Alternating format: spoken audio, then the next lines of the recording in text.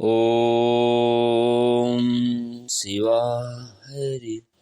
परम पूज बाबा जी, परम पूज देवी माँ के चरणों में सत सत प्रणाम।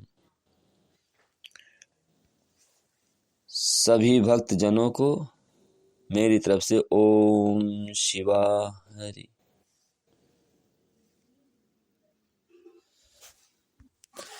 परम पूज बाबा जी की जय हो। लिपि रूप साकार दर्शन की जय हो। विराट रूप दर्शन की जय हो। श्री की चेतना अवतार परम पूज देवी माँ की जय हो। देव की नंदन भगवान श्री कृष्ण की जय हो। पूज्य हनुमान जी की जय हो। सभी देवताओं की जय हो। परम पूज बाबा जी की जय हो। परम पूज देवी माँ की जय हो। ओम शिवा हरि। परम पूज बाबा जी कहते हैं कि भक्ति करो ईश्वर को ही पाने के लिए, बिना ईश्वर को पहचाने शुद्ध भक्ति हो ही नहीं सकती। ईश्वर के पहचानने के बाद ही भक्ति का रूप शुद्ध हो सकता है। बिना ईश्वर को पहचाने भक्ति शुद्ध हो ही नहीं सकती है। भक्ति ही जब तक शुद्ध नहीं होगी तब तक तुम्हारा रूप रावण का ही रहेगा, जो भगवान राम के सामने होते हुए भी उन्हें नहीं पहचान पाया और उसके अहंकार ने ही उसे भगवान के राम के आशीर्वाद से वंचित रखा। ऐसी शक्ति निरार्थक होती है और जब तक भक्ति निरार्थक होती है तब तक जीवन को असफलताओं का सामना करना ही पड़ता है। रेगिस्तान में टूटे हुए पात्र में अगर पानी लेकर चलोगे तो आवश्यकता के समय वह पानी तो बह चुका होगा। अतः भक्ति का रूप शुद्ध न होने पर किस प्रकार वह तुम्हारे जीवन का आधार बन सकती है, न ही वह सफलताओं और कष्टों के समय तुम्हारे जीवन की शक्ति बन सकती है। क्योंकि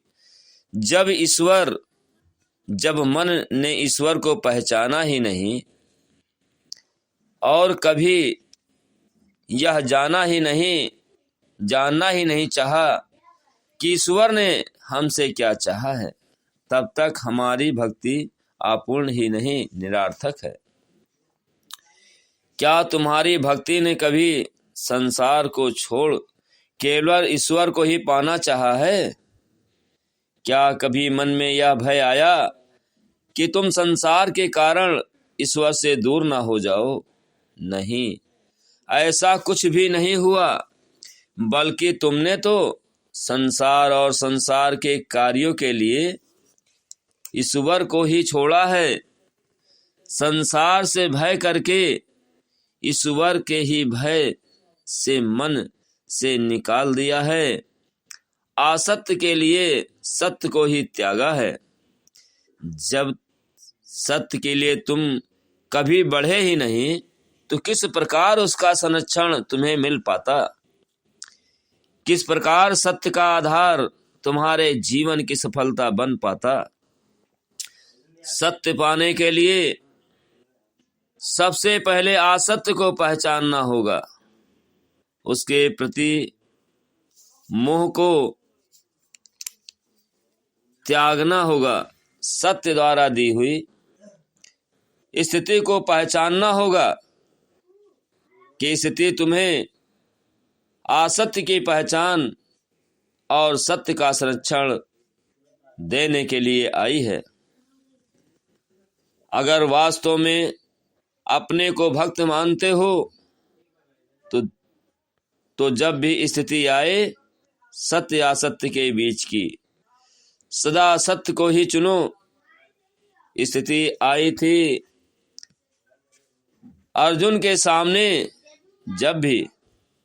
जब श्री कृष्ण भगवान ने प्रस्ताव रखा था स्वयं में या अपनी सेना के बीच एक को चुनने का, तब अर्जुन ने बिना अस्त्र शस्त्र के होते हुए भी श्री कृष्ण भगवान का साथ ही मांगा था। श्री कृष्ण भगवान का साथ भी अर्जुन को तब ही मिला था जबकि अर्जुन स्वयं ही धर्म के साथ थे।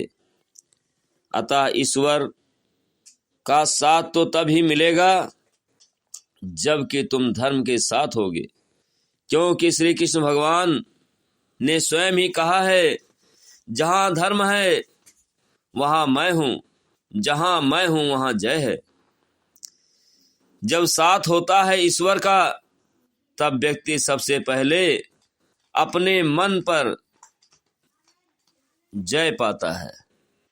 मन पर जय पाना यानी मन का असंतुलित बने रहना, क्योंकि जब मन संतुलित होता है तब कोई भी स्थिति उसे तोड़ नहीं पाती, यानी उस मन पर विजय प्राप्त नहीं कर पाती। और जब मन किसी भी स्थिति में हारता नहीं, तब जय उस भक्त की होती है। जब समय के साथ साथ चलते हुए यह जीवन मृत्यु को प्राप्त हो जाता है, तब किस प्रकार रोग कष्ट पीड़ा सदैव इस जीवन के साथ रह सकते हैं। इनका समाप्त होना तो निश्चित है, आवश्यक होती है धैर्य की। समय की सीमा समाप्त होने के समय तक धैर्य रखने की। अगर जीवन की गति को तुमने रुकने नहीं दिया तो अवश्य ही ये कष्ट और पीड़ा पीछे रह जाएंगे और तुम्हारा जीवन आगे निकल चुका होगा, अपने लक्ष्य के और पास पहुंच चुका होगा। तुम्हारी चिंता के कारण ही क्या यह जीवन चलता है या रुकता है। सत्य यह है कि इस जीवन में तो जो होना है वह होगा ही, क्योंकि उसका होना ईश्वर द्वारा निश्चित किया जा चुका है।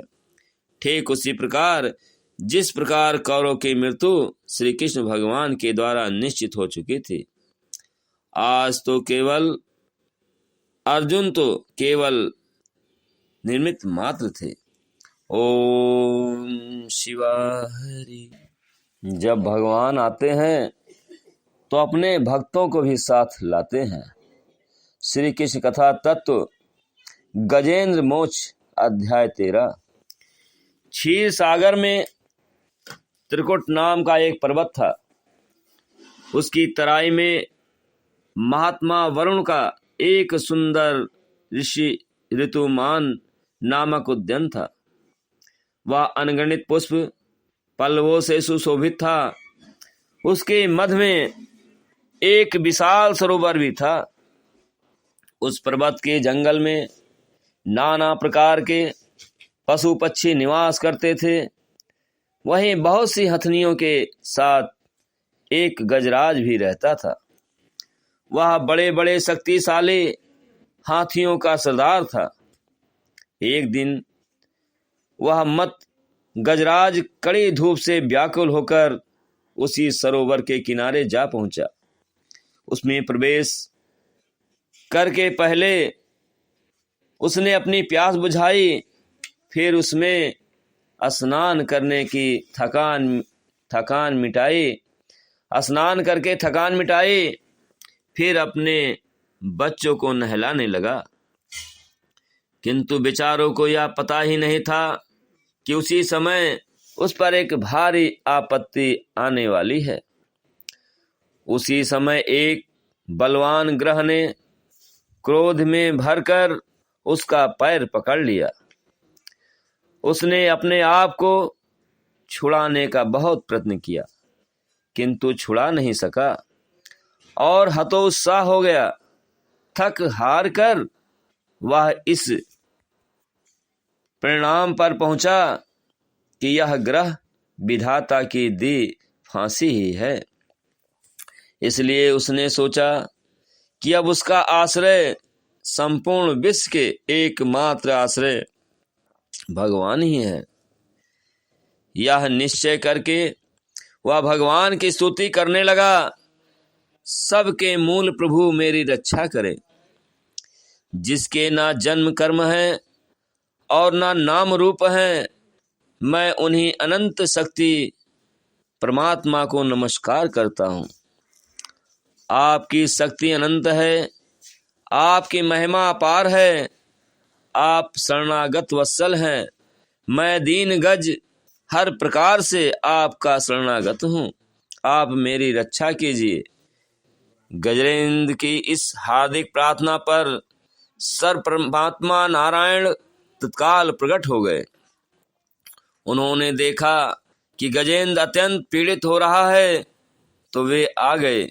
यही तो उनकी भक्त वत्सलता है। नारायण को आया देखकर गजेंद्र ने अपनी सूंड से कमल का सुंदर पुष्प उठाकर और बोला, हे भगवान, आपको मेरा नमस्कार स्वीकार हो। भगवान ने गजेंद्र के साथ ही ग्रह को सरोवर से बाहर निकाला और सुदर्शन चक्र से ग्रह का मुख फाड़ डाला और गजेंद्र को छुड़ा लिया। चक्र के स्पर्श से उस ग्रह को भी तत्काल मोक्ष प्राप्त हो गया। भागवत कृपा से वह पाप मुक्त हो गया। गजेंद्र भी भगवान का चरण स्पर्श पाकर अज्ञानता के बंधन से मुक्त हो गया।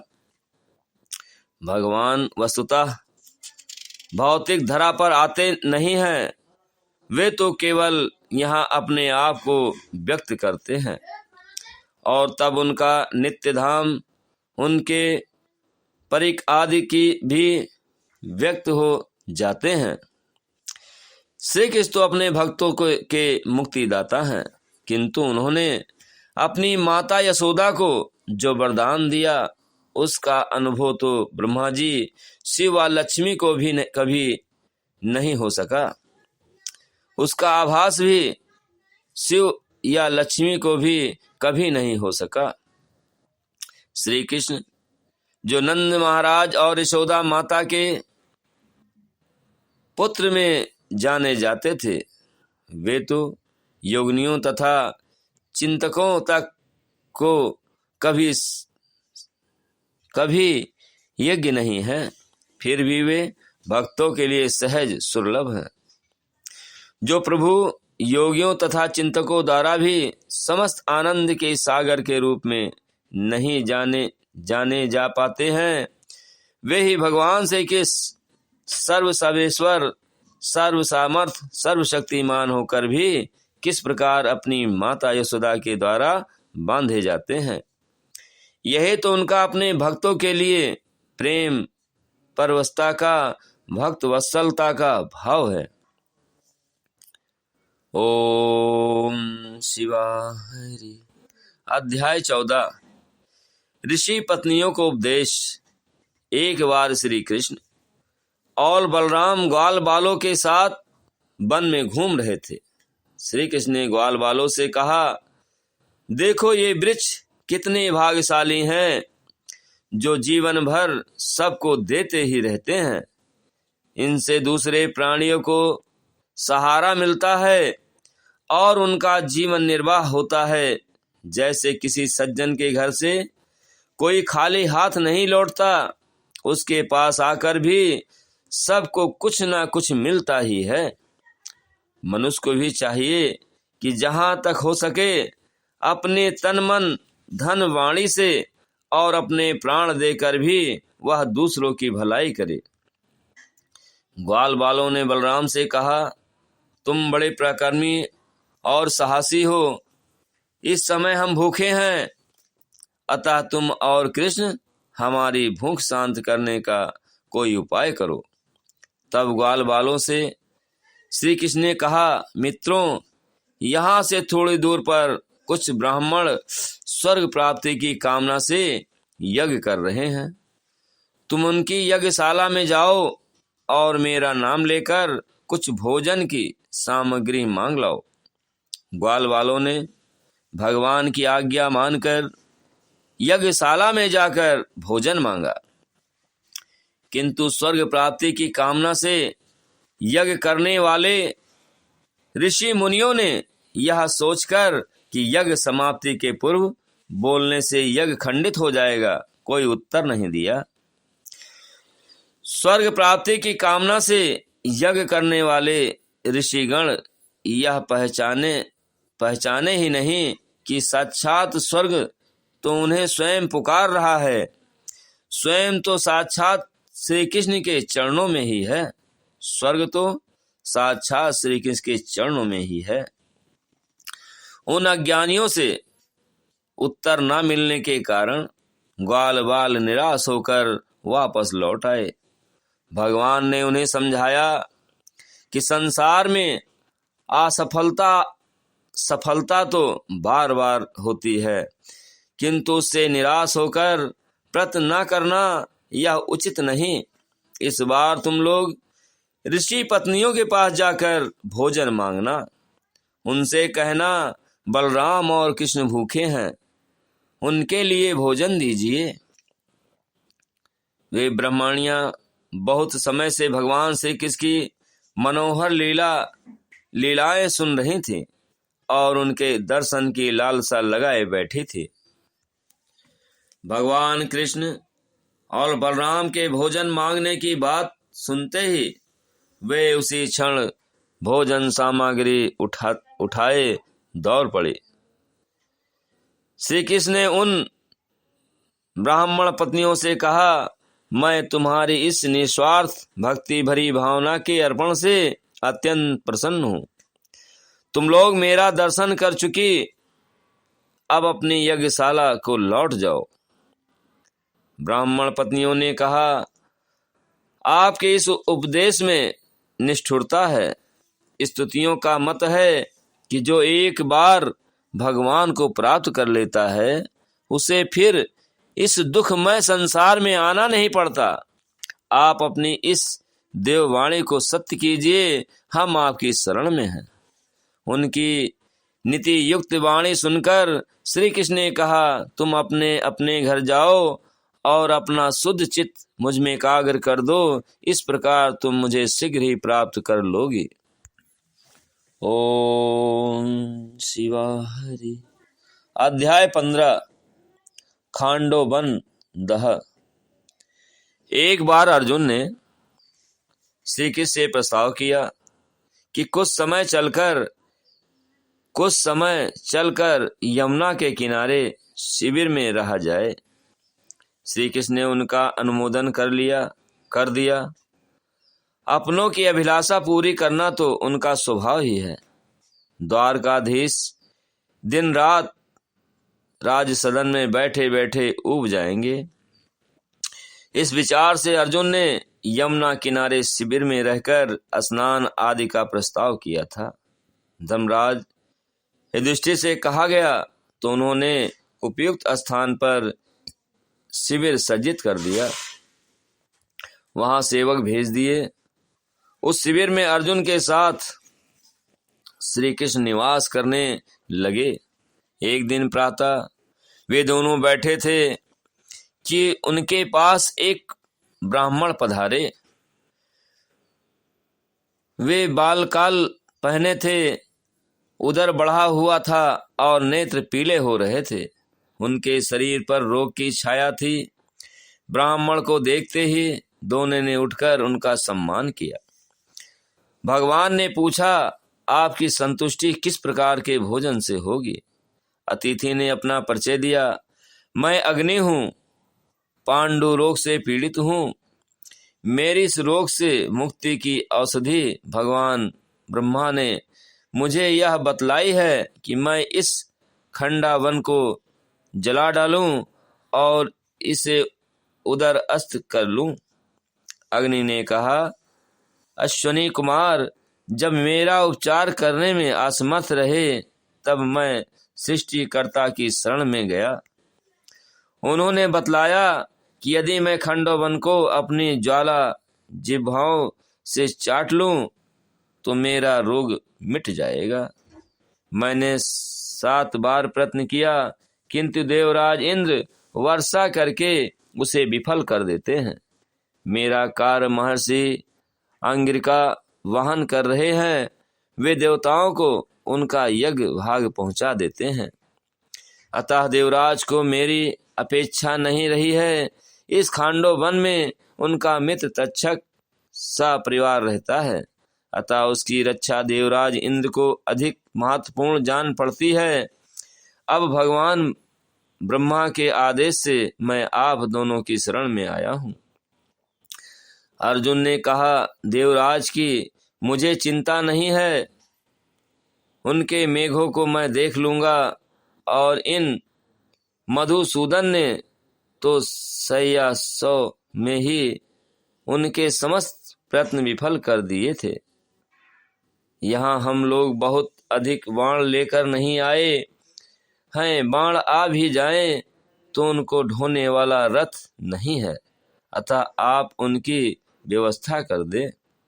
अग्निदेव ने लोकपाल वरुण का स्मरण किया और उन्हें अक्ष, तृण, गांडीव, धनुष और बानर ध्वजा रथ तक चक्र लाने के लिए कहा। वरुण को कोई आपत्ति नहीं थी, वे भी समझते थे कि देवराज इंद्र द्वारा अग्नि के साथ अन्याय हो रहा है। उन्होंने वे रथ आदि वहां उपस्थित कर दिए। उस अच्छे तृण के बाण कभी समाप्त नहीं होते थे। गांडीव धनुष किसी अस्त्र शस्त्र को काट नहीं सकता था, न ही उसकी प्रत्यंच काटी जा सकती थी। वह तो त्रिलोक में पूजनीय धनुष अपने प्रयोक्त की क्रांति बढ़ा देता था। वह अग्नि प्रदाता वानर ध्वजा, नंदी घोष रथ अत्यंत प्रकाशमय युद्ध योगी सामग्रियों से पूर्ण था। उसकी ध्वजा या रथ का कोई भाग तोड़ा नहीं जा सकता था। उसमें गंधर्व देश के वायु वेगी अश्व जुते थे। अर्जुन ने दोनों तूर्णी बांधे और गांडीव पर प्रत्यंचा चढ़ाकर श्री कृष्ण के साथ वे उस रथ पर आरूढ़ हुए। उन्होंने अग्निदेव को अनुमति दी, आप स्वेच्छापूर्वक खांडोवन को जलावें। सहसा ही खांडोवन में एक साथ चारों ओर अग्नि प्रकट हुई और चारों ओर लपटें बढ़ने लगी। बिलों, गुफाओं, वृक्षों पर से सभी पशु पक्षी चित्कार करते हुए प्राण बचाने के लिए भागने लगे। इतनी प्रचंड अग्नि की देवता भी सशंकित हो उठे कि क्या अभी भी प्रलय का समय आ गया। अग्निदेव ने अपना पूर्ण प्रचंड रूप प्रकट कर दिया था और वे उसे बढ़ाते जा रहे थे। इसके पहले ही इंद्र उनके प्रभाव को समाप्त कर सके, लपटें बढ़ती जा रही थी। उनकी लपटें अमरावती को चुनौती दे रही थी। इंद्र ने चुनौती को स्वीकार किया। उनके सभी मेघ एक साथ आकाश में एकत्रित होने लगे। मेघों से मूसलाधार वर्षा आरंभ हो गई। इंद्र का प्रयत्न फिर भी व्यर्थ हो गया। परिणाम उल्टा ही हुआ। पक्षियों के भागने का मार्ग भी अवरुद्ध हो गया। अर्जुन ने बाणों की ऐसी वृष्टि की कि खांडोवन के ऊपर सारों का जाल जैसा बन गया। ऐसा जाल की वर्षा की एक बूंद भी नीचे नहीं आ सके। वन में एक सरोवर के निकट एक कौछ पक्षी के जोड़े ने 2 अंडे दे रखे थे और उन्हें नन्हे सबक निकल चुके थे। अग्नि ने तो प्रज्वलित होते ही भयंकर रूप धारण कर लिया था और आकाश अर्जुन के बाणों से आच्छन्न था। उड़ने वाले पक्षी उन लपटों में झुलस कर गिर पड़ते थे। वे नन्हे सबक उड़ने में भी असमर्थ थे। यह प्राणी का दुर्भाग्य नहीं कि उस पर विपत्तियां आ रही है। विपत्ति तो भगवान का वरदान है, जो पूर्वकृत पापों को घटाती तो है ही, वर्तमान को भी उज्जवल करती है। उनके दुर्बलताओं को समाप्त करके उनकी सहन शक्ति को बढ़ाती, उसे सहने की और भी क्षमता दे जाती है। यह भी प्राणी का दुर्भाग्य नहीं कि उस पर ऐसी विपत्तियां आती हैं कि जब वह सर्वथा असहाय और असमर्थ हो जाता है, उसके बचने के सभी मार्ग बंद हो जाते हैं। ऐसी विपत्तियों की भी वरदान ही है, क्योंकि वे उसका अभिमान तोड़ देती हैं, उसे समझा देती हैं कि उसके आश्रय के आधार कितने खोखले हैं। प्राणी का दुर्भाग्य यह है कि विपत्ति आने पर यह वरुण विपत्ति आने पर भी उसे वे अनंत दया सिंधु अनाथों के नाथ स्मरण नहीं आते, जो सदा के उसके अपने हैं, जो सहायत को नित्य तात्पर हैं, जो सामर्थ्य हैं, समीप हैं।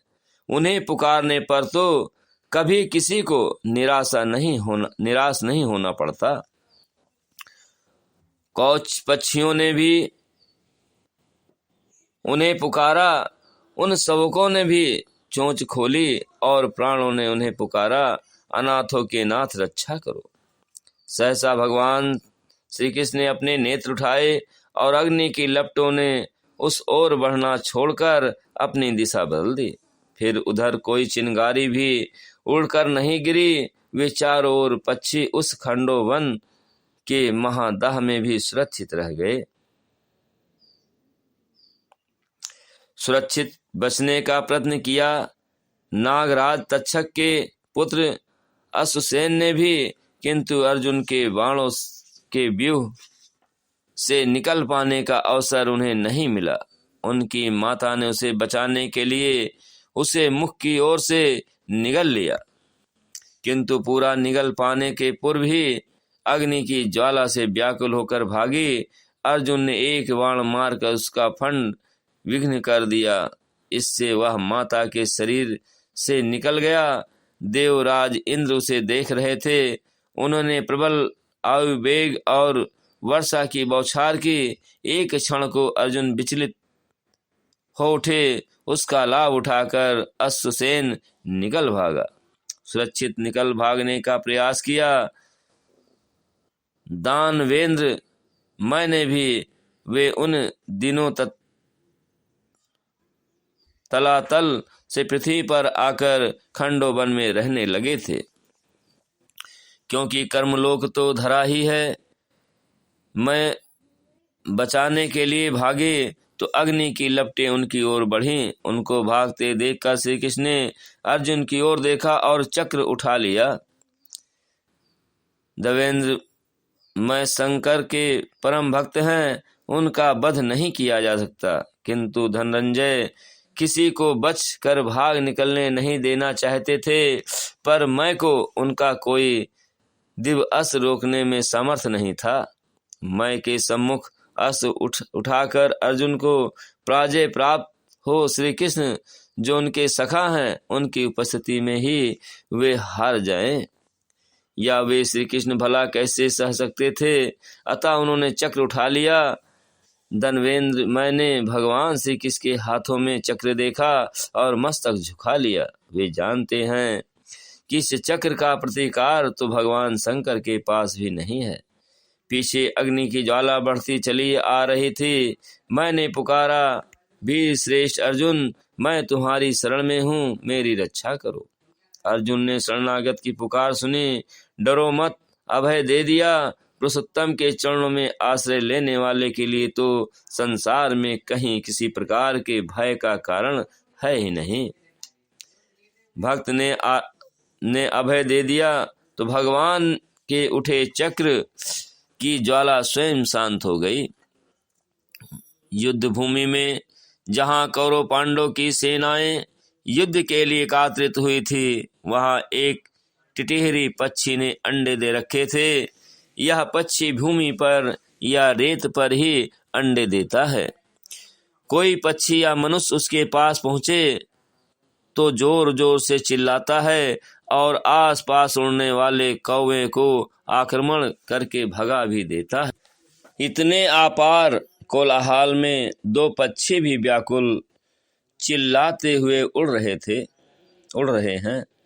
इस ओर भला किसी का ध्यान भी क्यों जाता। ईश्वर की कृपा ही थी कि उस स्थिति में भी अभी तक वे अंडे बचे हुए थे, फूटे नहीं थे। मनुष्य अपने गर्भ अपनी चिंता में भले ही नन्हे प्राणियों की चिंता न करे या उपेक्षा करे, किंतु उन प्राणियों में भी तो अपने अंडे, अपने शिशुओं के प्रति इतना ही मोह होता है जितना मनुष्य को अपने बच्चों के प्रति होता है। वह टिटहरी का जोड़ा इतनी बड़ी भीड़ में व्याकुल चिल्लाता कब तक उड़ता रह सकता था। उसे अपने रहने और इस रात्रि विश्राम के लिए भी दूर जाना पड़ता था, किंतु अंडों का मोह उसे बार बार खींच लाता था। सेनाएं युद्ध के लिए तत्पर होकर खड़ी हो गईं।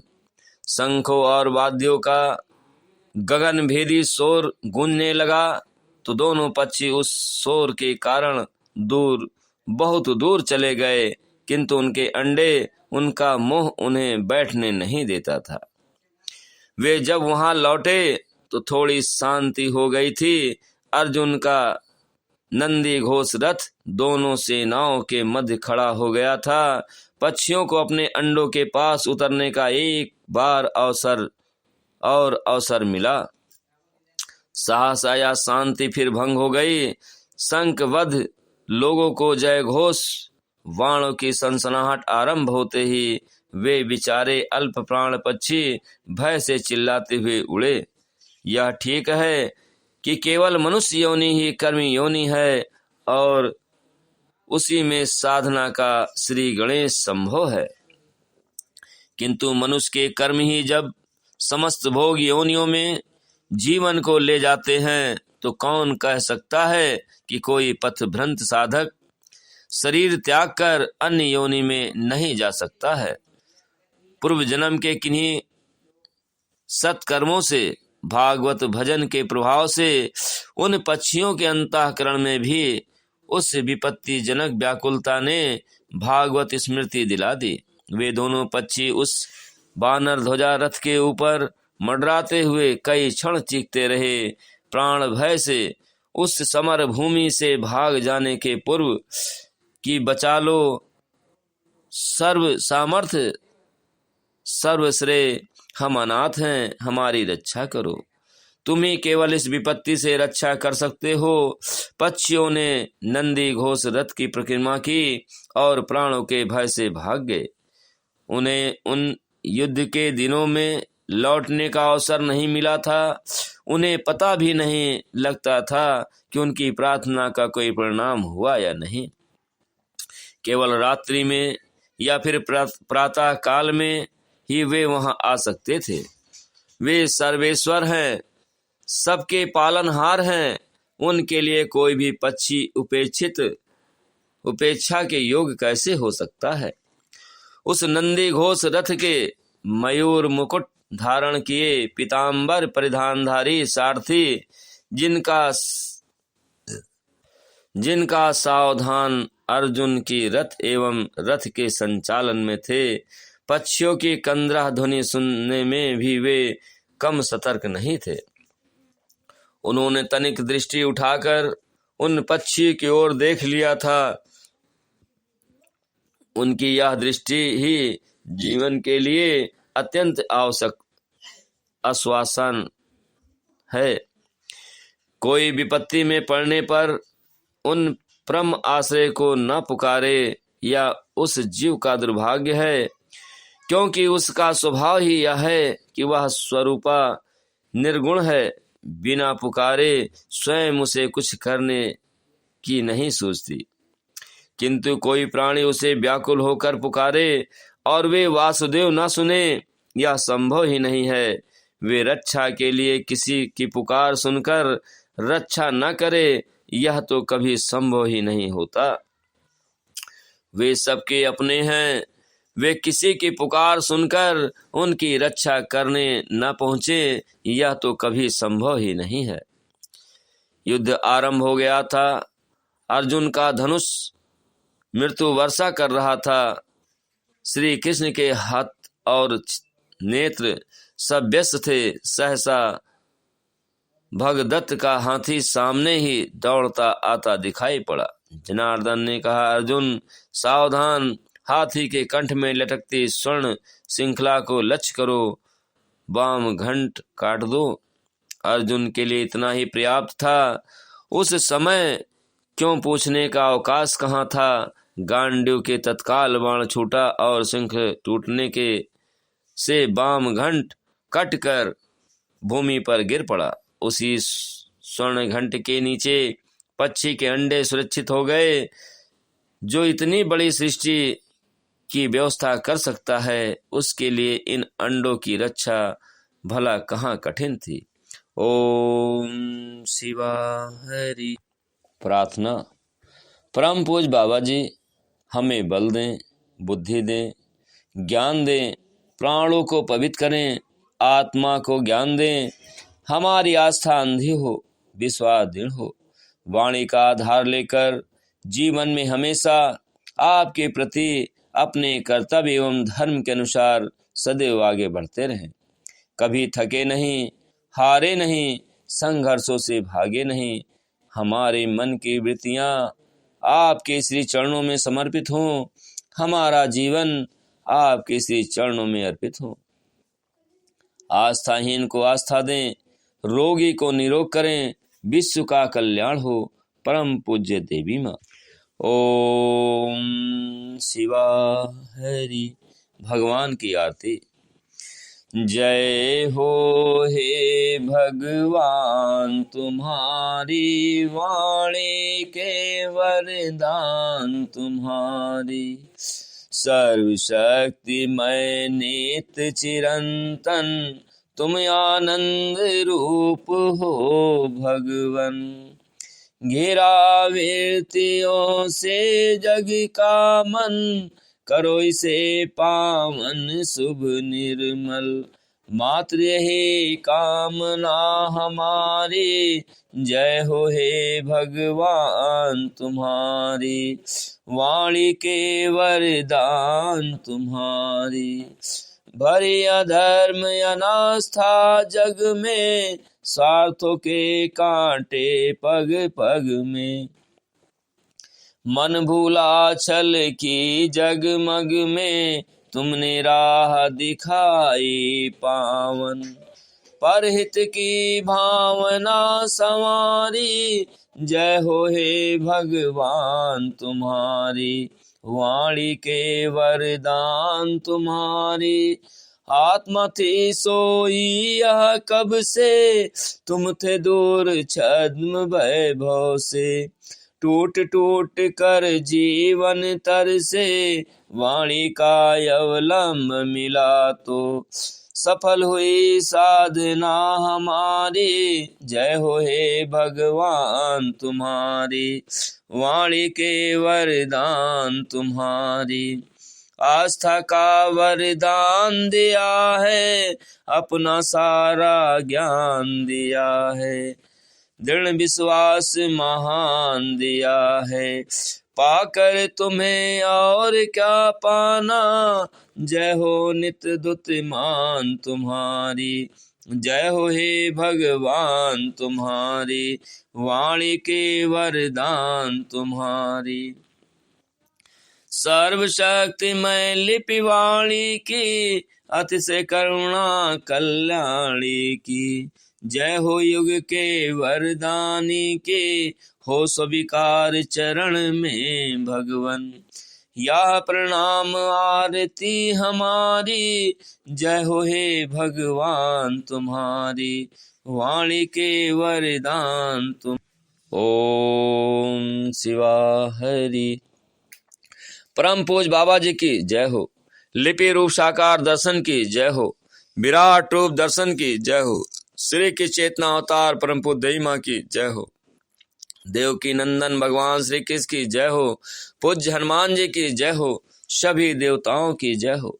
परम पूज्य बाबा जी की जय हो। परम पूज्य देवी माँ की जय हो। ओम शिवा हरि।